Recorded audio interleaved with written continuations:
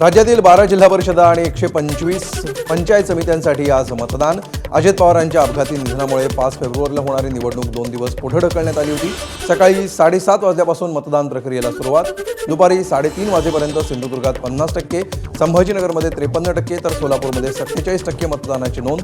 इतर जिल्ह्यातही उत्साहात मतदान पार पडलं। अजूनही मतदानासाठी अर्धा तास उरला असल्यामुळे अनेक मतदान केंद्रांवर रांगा।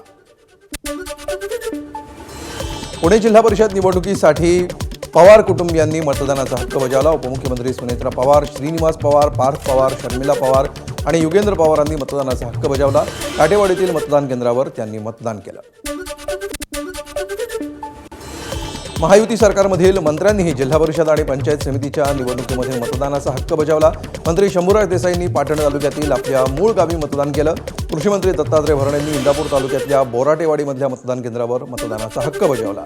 गृहराज्यमंत्री योगेश कदम यांनी सपत्नीक मतदानाचा हक्क बजावला। जिल्हा परिषद आणि पंचायत समितीच्या निवडणुकीमध्ये माजी मंत्र्यांनीही मतदानाचा हक्क बजावला। राष्ट्रवादी शरदचंद्र पवार पक्षाचे माजी मंत्री जयंत पाटील, शेकापचे माजी मंत्री जयंत पाटील, ठाकरेंच्या शिवसेनेचे माजी मंत्री भास्कर जाधव आणि राष्ट्रवादी शरदचंद्र पवार पक्षाचे माजी मंत्री विजयसिंह मोहिते पाटलांनी बजावला मतदानाचा हक्क। जिल्हा परिषद आणि पंचायत समित्यांसाठी मतदान सुरू आहे। अनेक आमदारांनी मतदानाचा हक्क बजावला। छत्रपती संभाजीनगरच्या पैठण तालुक्यामध्ये पाचोड या ठिकाणी शिवसेनेचे आमदार विलास भुमरे यांनी मतदान केलं, तर उदगीरचे आमदार संजय बनसोडे यांनी मलकापूरमध्ये सपत्नीक मतदानाचा हक्क बजावला। शरद पवारांच्या राष्ट्रवादीचे आमदार रोहित पाटलांनी तासगाव तालुक्यातील अंजनी गावी मतदान केलं, तर आमदार उत्तम जानकर यांनी सोलापूरमधल्या धानोरेमध्ये मतदानाचा हक्क बजावला। आज जिल्हा परिषद आणि पंचायत समितीसाठी संबंध जिल्ह्यामध्ये मतदान होत असून या निवडणुकीमध्ये लोक काम करणाऱ्या लोकांना आणि चांगली विचार असलेले लोकप्रतिनिधी निवडून देतील असा विश्वास मला आहे। आमदारांनीही जिल्हा परिषद आणि पंचायत समितीच्या निवडणुकीमध्ये मतदान केलं। शिवसेना आमदार तानाजी सावंत यांनी परंडा तालुक्यातील मुगावमध्ये मतदान केलं। शरद पवारांचे राष्ट्रवादीचे आमदार रोहित पवारांनी कुटुंबियांसह बारामती तालुक्यातल्या पिंपळीमध्ये मतदान केलं, तर भाजप आमदार गोपीचंद पडळकरांनी पडळकरवाडीमध्ये मतदान केलं। छत्रपती संभाजीनगरमध्ये भाजपचे आमदार अनुराधा चव्हाणांनी कुटुंबियांसह मतदान केलं। रायगड जिल्हा परिषदेसाठी शिवसेना आमदार महेंद्र थोरवेंनी कुटुंबियांसह मतदानाचा हक्क बजावला, तर दौंडचे आमदार राहुल कुल यांनी पत्नी कांचन कुल यांच्यासह राहूमध्ये मतदानाचा हक्क बजावला। खासदारांनी जिल्हा परिषद आणि पंचायत समितीचं मतदान केलं। शिवसेनेचे खासदार संदीपान भुमरेंनी छत्रपती संभाजीनगर जिल्हा परिषदेसाठी मतदान केलं। धाराशिवमध्ये खासदार ओमराजे निंबाळकरांनी गोवर्धनवाडीमध्ये सपत्नीक मतदान केलं। खासदार विशाल पाटील यांनी सांगलीच्या पद्माळे गावामध्ये कुटुंबियांसह मतदानाचा हक्क बजावला। मंत्री नितेश राणेंनी कणकवलीमध्ये मतदानाचा हक्क बजावला। यावेळी बंडखोर उमेदवार निवडून आले तरी ते निधी कुठून आणणार असं वक्तव्य नितेश राणेंनी केलं। अपक्ष उभं करण्याची मस्ती काही लोकांनी केलेली आहे। शेवटी ते आमच्या समोर उद्या चुकून निवडून आले तर तुमच्यासाठी निधी कुठून आणणार? आता काही गाव विकास पॅनल उभं करतात। गाव विकास पॅनल त्यांना 1-2 वर्षामध्येच कळतं की आम्ही निधी आणू शकत नाही। फडणवीस साहेब आणि एकनाथ शिंदे साहेबांना पाठिंबा दिलेले हे सगळेचे सगळे महायुतीचे उमेदवार कमळ आणि धनुष्यबाणचे ह्यांना तुम्ही निवडलं तर तुमच्या भागाच्या विकासाची पूर्ण गॅरंटी ही आम्ही घेऊ शकतो। रायगड जिल्हा परिषद निवडणुकीसाठी जास्त चुरस होईल असं वाटत नाही, अशी प्रतिक्रिया मंत्री भरत गोगावले यांनी दिली आहे। तर एकेकाळी रायगडमध्ये 1 नंबरचा असलेला शेतकरी कामगार पक्ष आता मागे पडला असं म्हणत गोगावलेंनी निशाणा साधलाय।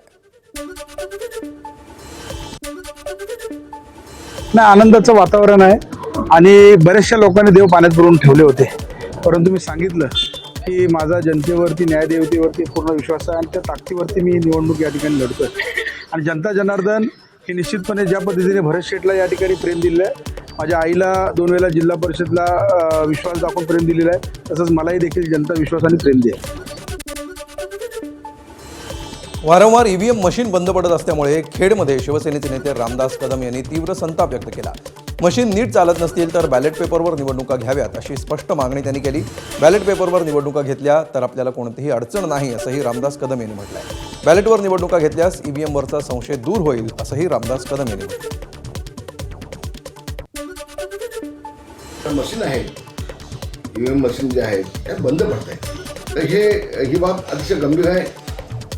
याबाबत मी निवडणूक आयोगाकडे लेखी तक्रार करणार आहे. जरी सत्ता आमची असली सरकार आमची असली तर नियोजन आवश्यक आहे ना. काही ठिकाणी मला माहिती मिळते तळवंडी गावामध्ये अजून मतदानच झालं नाही चालू. हे ना तुम्हाला व्यवस्थित राबवता येत नसेल आणि 2-2 तास 3-3 तास लोकांना थांबायचं असेल तर बॅलेट पेपरवरती घ्या मतदान. मग मला काही अडचण नाही, बिलकुल अडचण नाही मला. आणि अनेक लोकांच्या मनामध्ये संशय आहे, ते संशय देखील निघून जाईल. जिल्हा परिषद आणि पंचायत समितीच्या निवडणुकीच्या मतदानावेळी शरद पवारांचे राष्ट्रवादीचे खासदार धैर्यशील मोहिते पाटील पोलिसांवर भडकल्याचं पाहायला मिळालं. भाजपचे पदाधिकारी आणि कार्यकर्ते झेडपी मतदान केंद्रावर 100 मीटरच्या आत फिरू लागल्यामुळे त्यांनी पोलिसांना सुनावलं. मी आत्ता जर तुम्ही बघितलं आपण हा 100 मीटरचा परिसर आहे आणि या तालुक्यातील जिल्हा परिषद आणि पंचायत समिती इलेक्शन चालू आहे आणि भारतीय जनता पार्टीचे अकलूज नगरपालिका हद्दीतली लोक ज्यांचा या मतदारसंघाशी काही संबंध नाही, जिल्हा कार्यकारिणी सदस्य त्यांची इथं थांबलेले आणि पोलीस प्रशासन कोणतीच कारवाई करत नाही. वास्तव इथले मतदारच नाहीत. कोणत्या पद्धतीची दहशत पसरवण्याचा प्रश्न ती मंडळी या ठिकाणी येऊन करत आहेत मला समजत नाही. सांगली जिल्ह्यातल्या वाळवा तालुक्यामधील कापूसखेड गावामध्ये लोकशाहीचा एक प्रेरणादायी क्षण पाहायला मिळाला. लग्नाच्या दिवशी वधू तृप्ती तानाजी पाटील हिनं आधी मतदानाचा हक्क बजावत लोकशाहीप्रती आपली बांधिलकी जपली. लग्न लागण्यापूर्वी तिनं मतदान करून एक वेगळा आदर्श निर्माण केला आहे. तृप्ती पाटीलच्या या कृतीचं सगळीकडे कौतुक होत आहे. गळ्यात पुष्पमाला पडण्याआधीच वधू मतदान केंद्रावर पोहोचल्याचं चित्र सोलापूरमध्येही दिसलं. सोलापूर जिल्ह्यातल्या माळशिरस तालुक्यामध्ये कारुंडे गावामध्ये डॉक्टर साक्षी पाटील यांनी लग्न लागण्याआधी मतदानाचा हक्क बजावत लोकशाहीप्रती आपली जबाबदारी जपली. वैयक्तिक आनंदासोबतच देशकर्तव्याला प्राधान्य देत त्यांनी समाजासमोर एक प्रेरणादायी उदाहरण ठेवलंय. जिल्हा परिषद आणि पंचायत समितीच्या सार्वत्रिक निवडणुकीसाठी आज मतदानाचा उत्साह सगळीकडेच दिसत होता. अशाच उत्साहामध्ये रत्नागिरी जिल्ह्यातल्या खेड तालुक्यातल्या जामगी गावामध्ये एक प्रेरणादायी चित्र दिसलं. नववधूनं बोहल्यावर चढण्यापूर्वी मतदानाचा हक्क बजावत लोकशाहीप्रती आपली जबाबदारी पार पाडली. वैयक्तिक क्षणांपेक्षा नागरी कर्तव्याला प्राधान्य देणाऱ्या या कृतीचं सर्वत्र कौतुक झालं. सातारा जिल्हा परिषद आणि कराड पंचायत समितीच्या निवडणुकीसाठी सुद्धा आज मतदान सुरू आहे आणि कराड तालुक्यातून असंच एक उदाहरण समोर आलं. कराड तालुक्यातल्या तांबेमधील विक्रम पाटील यांनी लग्नाच्या गडबडीत मतदानाचा हक्क बजावला. आज पुणे जिल्ह्यातल्या उरुळी कांचनमध्ये आदिती यांच्याशी त्यांचा विवाह संपन्न होत असतानाच दुपारची लग्नाची वेळ असूनही सकाळी सर्वप्रथम मतदान केंद्रावर जाऊन त्यांनी आपलं नागरी कर्तव्य पार पाडलं. लोकशाहीप्रती निष्ठेचं उत्तम उदाहरण छत्रपती संभाजीनगरातूनही समोर आलंय. पंढरपूरमधील रहिवासी 105 वर्षांच्या जयतुंबी शेखमदार यांनी आज मतदान केलं. स्वातंत्र्यानंतर झालेल्या पहिल्या निवडणुकीपासून आजपर्यंत त्यांनी एकही निवडणूक चुकवलेली नाही. वयाच्या शतकानंतरही लोकशाहीवरची त्यांची निष्ठा अनेकांसाठी प्रेरणादायी ठरली.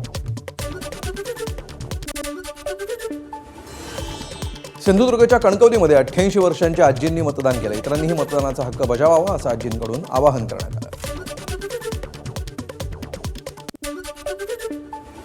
रायगडच्या महाड तालुक्यातल्या चांडवे खुर्दमधील रहिवासी विशाल उतेकर यांनी आपल्या लग्नाच्या दिवशी आधी लगीन लोकशाहीचं म्हणत लग्नाच्या मुहूर्ताआधी मतदानाचा हक्क बजावला. तरुणांमध्ये मतदानाबाबत जनजागृती व्हावी आणि मतदानाचं गांभीर्य पाळावं यासाठी आयुष्यातील महत्त्वाच्या दिवशी मतदानाला प्राधान्य दिल्याचं विशाल यांनी म्हटलंय.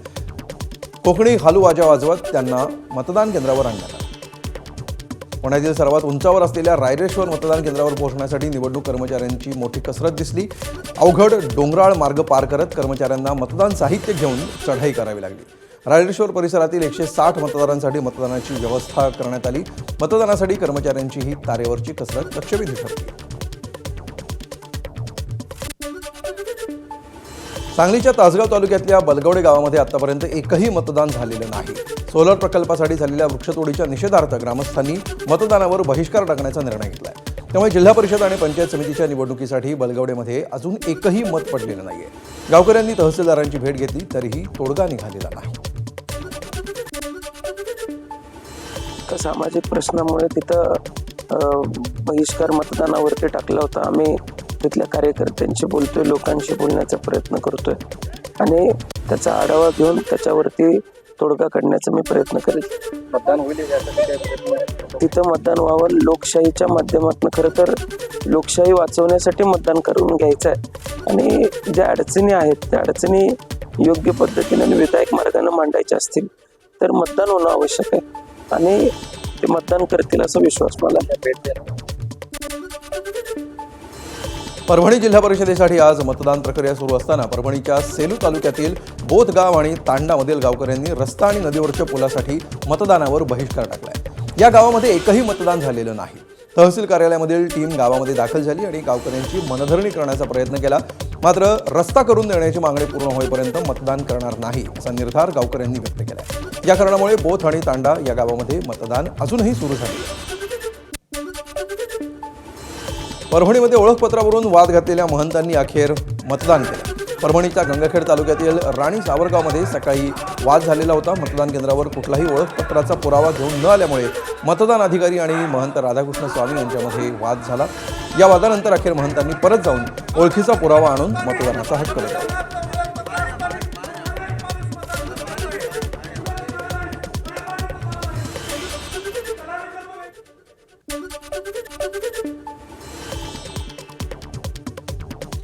तर राज्यामध्ये जिल्हा परिषद आणि पंचायत समित्यांसाठी मतदान सुरू असताना सोलापूर आणि छत्रपती संभाजीनगरमध्ये आश्चर्यकारक घटना घडल्या. अकलूजमध्ये जिल्हा परिषद उमेदवार अर्जुन सिंग मोहिते पाटील यांनी मुलाला मतदान केंद्रात नेलं. एवढंच नाही तर त्यांच्या मुलानं चक्क ईव्हीएमचं बटन दाबून मतदान केलं. तर दुसरीकडे छत्रपती संभाजीनगरमध्ये आमदार विलास भुमरे आपल्या मुलाला घेऊन मतदान केंद्रावर गेले आणि मतदान केंद्रातल्या अधिकाऱ्यांनी त्याला देखील शाई लावली. परभणी जिल्हा परिषद निवडणुकीसाठी आज मतदान सुरू आहे. गंगाखेड तालुक्यातील राणी सावरगावमध्ये मतदानादरम्यान एक वेगळीच घटना पाहायला मिळाली. पंचायत समितीच्या उमेदवार उर्मिला गोविंद डोने यांचे पती गोविंद डोने यांनी थेट मतदान केंद्रावर नारळ फोडून आणि गुलाल उधळत पूजा केली. मतदान केंद्रावर झालेल्या या पूजेमुळे ही घटना सध्या चर्चेचा विषय ठरली. छत्रपती संभाजीनगरमध्ये शिवसेनेच्या उमेदवाराकडून ईव्हीएमची पूजा करण्यात आली. बजाज नगरमधील जिल्हा परिषदेचे उमेदवार सलमाला ढमढेरे यांनी थेट मतदान केंद्रावर जाऊन ईव्हीएमला हळद कुंकू वाहून पूजा केली. ईव्हीएमवरच आपलं भविष्य अवलंबून असल्यामुळे श्रद्धेपोटी ही पूजा केल्याची प्रतिक्रिया उमेदवारांनी दिली आहे. या घटनेमुळे ही बाब चर्चेचा विषय ठरली. छत्रपती संभाजीनगरमध्ये दोन पक्षांच्या कार्यकर्त्यांमध्ये बाचाबाची झाली. संभाजीनगरच्या लाल बहादूर शास्त्री मतदान केंद्राजवळ मतदान केंद्रापासून 100 मीटरच्या आत प्रचारासाठी स्टॉल लावण्यावरून वाद निर्माण झाला. आचारसंहितेनुसार मतदान केंद्राच्या 100 मीटरपर्यंत प्रचार किंवा स्टॉल लावायला मनाई आहे. पोलिसांनी या वादामध्ये हस्तक्षेप करत दोन्ही पक्षांचे कार्यकर्ते शांत केले आणि परिस्थिती नियंत्रणात आणली. छत्रपती संभाजीनगर जिल्ह्यातल्या सिल्लोड तालुक्यातील नानेगाव मतदान केंद्रावर आज तणावाची परिस्थिती निर्माण झाली. भाजपचे अंभई गटाचे उमेदवार त्रिंबक पाटील गव्हाणे यांना अब्दुल सत्तार यांच्या कार्यकर्त्यांकडून धक्काबुक्की केल्याचा आरोप करण्यात आला. मतदान सुरू असताना हा प्रकार घडल्यामुळे परिसरामध्ये तणावाचं वातावरण निर्माण झालं होतं. या घटनेनंतर पोलिसांनी तत्काळ हस्तक्षेप करत परिस्थिती नियंत्रणात आणली. प्रकरणाचा पुढील तपास सुरू आहे.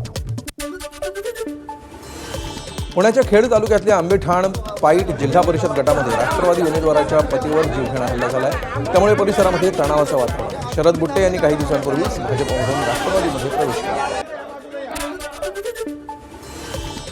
साताऱ्याच्या कराड तालुक्यातल्या वडगाव हवेली मतदान केंद्र परिसरामध्ये बोगस मतदानाच्या आरोपावरून भाजप आणि राष्ट्रवादीचे कार्यकर्ते आमनेसामने आले. राजकीयदृष्ट्या संवेदनशील असलेल्या कराड तालुक्यामध्ये या घटनेमुळे काही काळ तणावपूर्ण वातावरण निर्माण झालं होतं. वडगाव हवेली केंद्रावर वाद वाढत असल्याचं चित्र दिसताच पोलिसांनी वेळीच हस्तक्षेप केला. पोलिसांच्या तत्काळ कारवाईमुळे मोठा अनर्थ टळला असून सध्या परिस्थिती नियंत्रणात आहे. एबीपी माझा, उघडा डोळे बघा नीट.